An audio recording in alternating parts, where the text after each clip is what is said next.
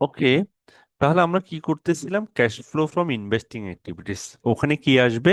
আমি কোনো কিছু কোনো প্ল্যান্ট অ্যাসেট যদি পারচেজ করি অথবা সেল করি, আমি যেটা বলতেছিলাম, আমি যদি সেল করি, কোনো সিকিউরিটি বা অ্যাসেট সেল করি, আমার কাছে টাকা আসবে না চলে যাবে?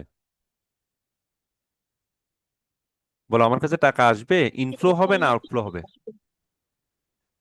আসবে টাকা আমার ইনফ্লো কাছে সেল টাকা করলে। আসবে।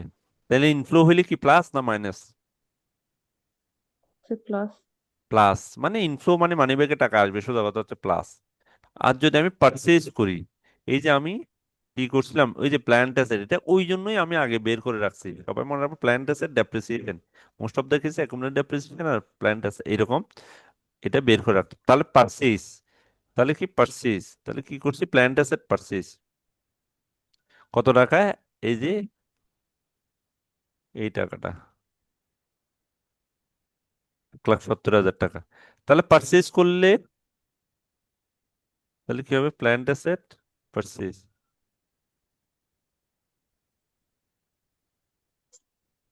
Plant asset purchase.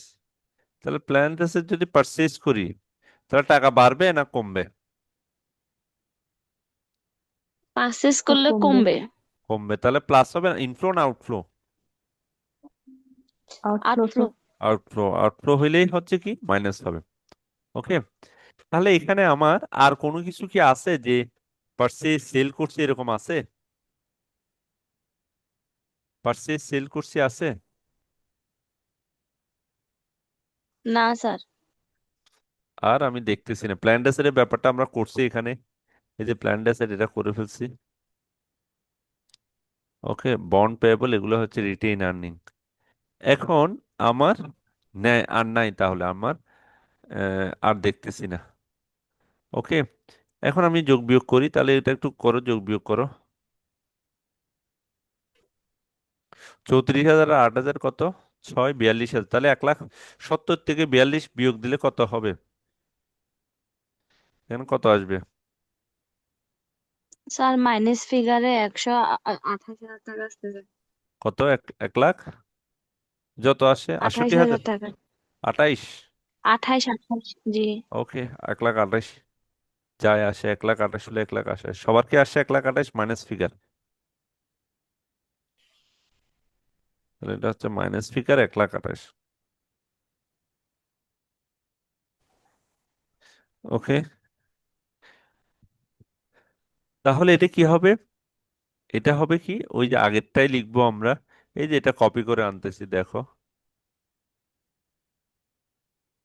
এটাই, এটাই লিখবো। কিন্তু একটু নেট ক্যাশ প্রোভাইডেড বাই, যেহেতু এটা মাইনাস ফিগার, তাহলে কিছুক্ষণ আগে বলছিলাম মাইনাস ফিগার হলে কি হবে? এটা used by. Okay, used by operating activities জায়গা হবে কি ইনভেস্টিং অ্যাক্টিভিটিস,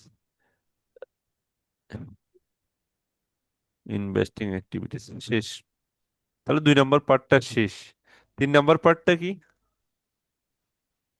বলো, 3 নম্বর পার্টটা কি? Cash flow from financing activities. তাহলে 3 নম্বরটা কি? Cash flow from financing activities.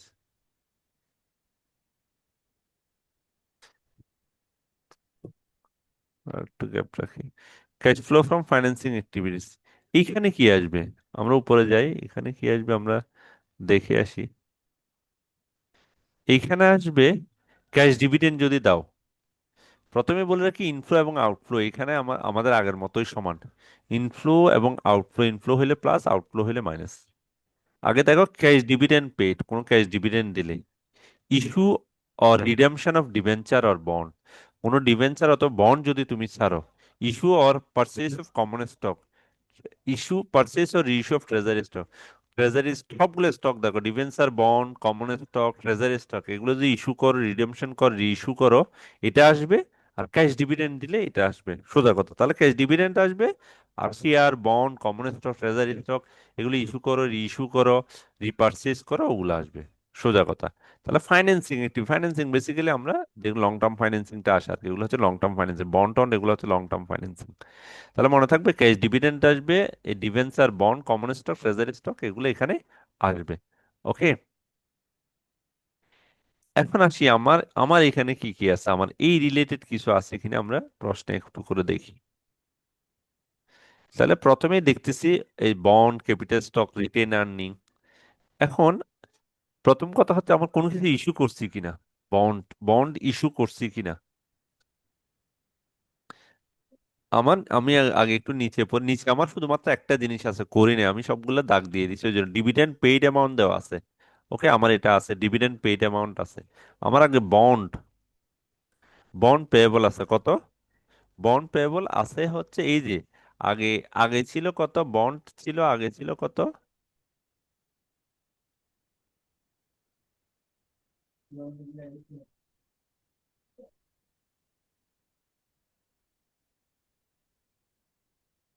তাহলে বন্ড ছিল আগে কত, জিরো। এখন হয়ে গেছে কত, 75,000 টাকা।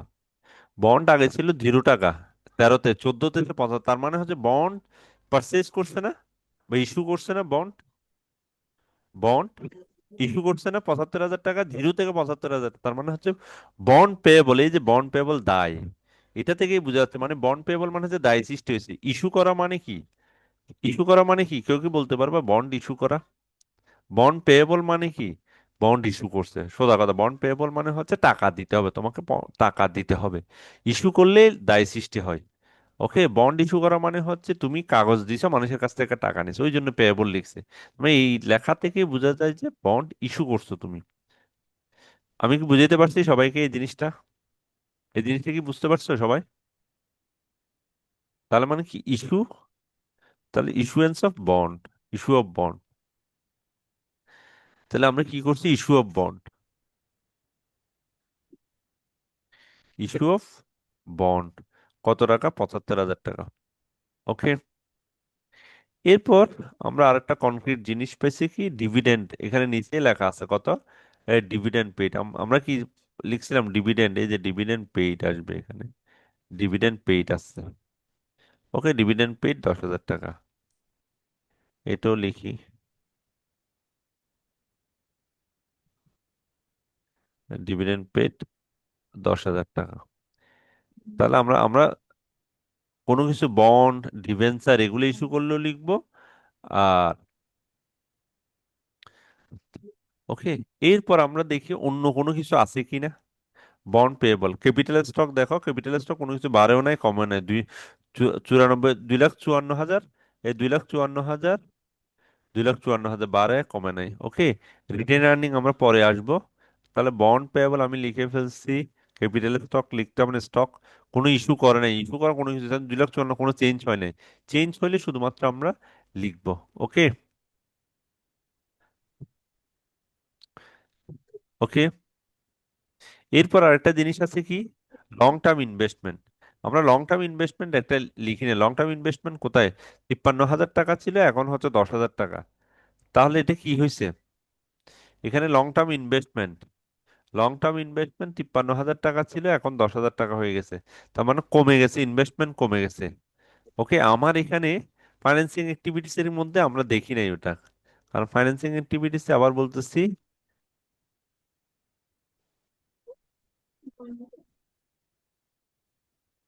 ফাইন্যান্সিং অ্যাক্টিভিটিস, হ্যাঁ financing activities issue or issue করলে, রিডাম্পশন করলে, ইস্যু অথবা পারচেজ অথবা purchase, debenture, bond, common stock, treasury purchase অথবা ইস্যু করলে, ক্যাশ ডিভিডেন্ড পেইড দিলে এটা আসবে। তাহলে এখানে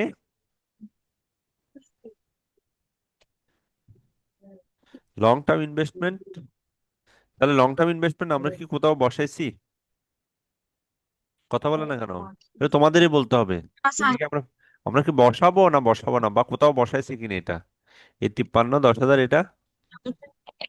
তো বসাই নাই। আচ্ছা, এটা কি এখানে আসবে কিনা, ফাইন্যান্সিং অ্যাক্টিভিটিস কি আসবে? স্যার এটা ফাইন্যান্সিং অ্যাক্টিভিটিসে আসার কথা ছিল না? হ্যাঁ বলো, স্যার আসবে কিনা? ইনভেস্টিং অ্যাক্টিভিটিসে। তোমরা কি বলো? স্যার হ্যাঁ বলো। স্যার এটা মনে হয় ইনভেস্টিং অ্যাক্টিভিটিসে আসার কথা ছিল। কোথায় ইনভেস্টিং অ্যাক্টিভিটিসে কেন আসবে? ইনভেস্টিং অ্যাক্টিভিটিস আমি আমি কি কি বসবে বলছি। দেখো, ইনভেস্টিং অ্যাক্টিভিটিস আবার বলতেছি, ইনভেস্টিং অ্যাক্টিভিটিস তাও জেনে একটু খেয়াল, ইনভেস্টিং অ্যাক্টিভিটিসে আসবে দুইটা জিনিস, purchase or sale of fixed asset, purchase or sale of investment. Okay,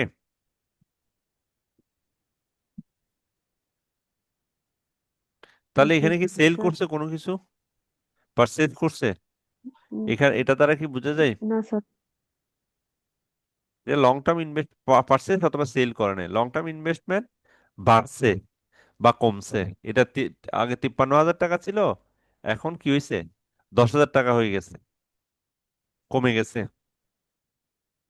তাহলে এটা প্রাইস কমার কারণেও হয়ে গেছে, হইতে পারে, অনেক কারণে হইতে পারে।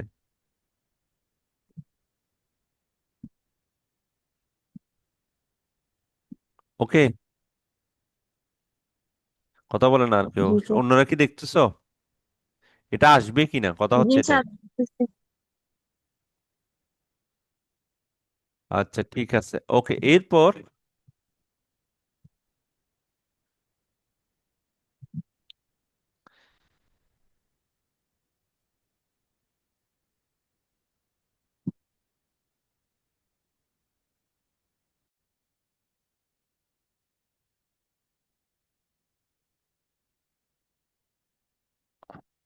ওকে, তাহলে আমরা উম,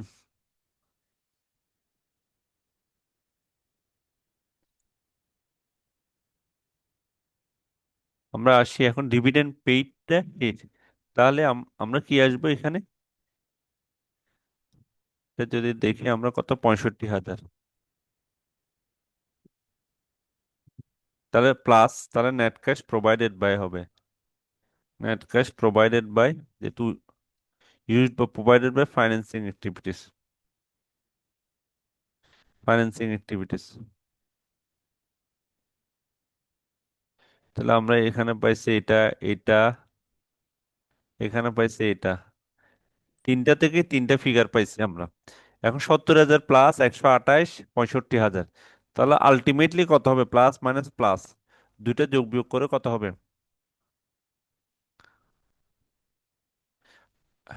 প্লাস ফিগার না মাইনাস ফিগার?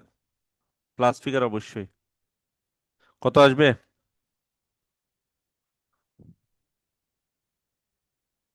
নেট ইনক্রিজ হবে, নেট ইনক্রিজ ইন ক্যাশ কত টাকা, নেট ইনক্রিজ ইন ক্যাশ কত টাকা, যোগ বিয়োগ করো কত টাকা।